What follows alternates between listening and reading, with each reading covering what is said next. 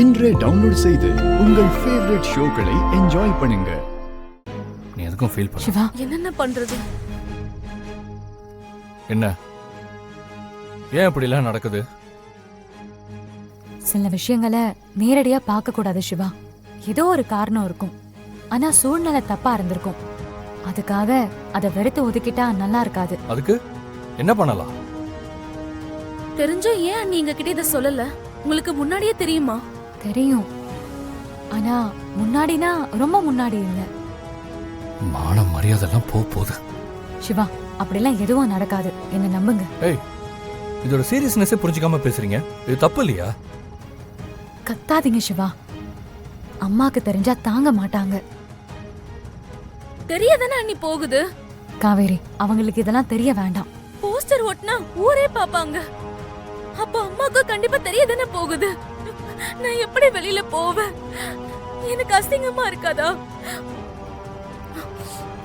காவேரி, கண்ணா அழாதரா, தைரியமா இரு, பாத்துக்கலாம். என்ன போஸ்டர்? கொஞ்சம் அழாம சொல்லு காவேரி. அழாம நான் என்ன பண்ண முடியும் அண்ணி?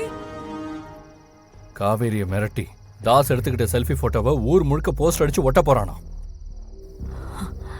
காவேரியும் தாசும் காதலர்கள் மாதிரி இருப்பாங்க. இதெல்லாம் உங்களுக்கு தெரியும் தானே? அதானே அப்பா கிட்ட சொன்னீங்க. இதுதான் நான் சொன்னேனா? அப்படியா காவேரி? தெரியாத மாதிரியே பேசாதீங்க, நான் கேட்டுட்டேன். சரி, ஓகே. இதை சரி பண்ண வேண்டியது என்னோட பொறுப்பு. எனக்கும் சிவாசருக்கும் கடமை இருக்கு. நீ அழாத, எங்களை நம்பு ப்ளீஸ். சரி, இதுக்கு தான் அழுதியா? பாவம் காவேரி, என்ன பண்ணலாம்? தாஸ் போஸ்டர் ஒட்டாம இருக்கணும்னா நான் சொல்றத கேப்பியா? அப்படியா?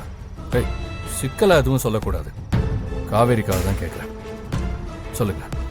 நான் உங்களை கேட்கல, காவேரியை கேட்கிறேன். நானா? சொல்லுங்க, தட்ட மாட்டேன், சத்தியமா கேக்குறேன். ஓகே, சொன்னதை கேட்டா போஸ்டர் ஒட்டாம அவன் கிட்ட இருக்கிற மொத்த போட்டோவையும் நம்ம அழிச்சிடலாம். முடியுமா? என்ன பண்ணணும்? ஒரு நிமிஷம். காவேரி,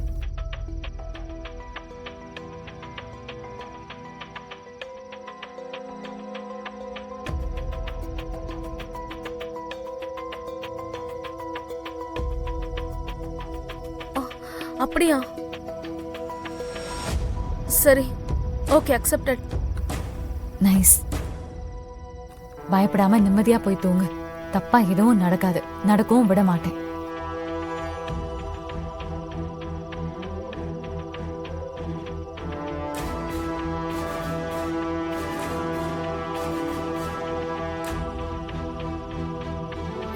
எங்க தேங்க்ஸ். காவேரிய தாஸ் கல்யாணத்துல இருந்து காப்பாத்தினதும் நீதான். ஐ மீன் சாரி, நீங்க தான். இப்பவும் நீங்க தான் காவேரியை ரெஸ்கியூ பண்றீங்க. Thanks a lot. இருக்கட்டும், உங்க தேங்க்ஸ்க்காகவும் இல்லை என் மேல சிம்பத்தி வரணுன்றதுக்காகவும் நான் இதெல்லாம் செய்யல. இது என்னோட கடமை.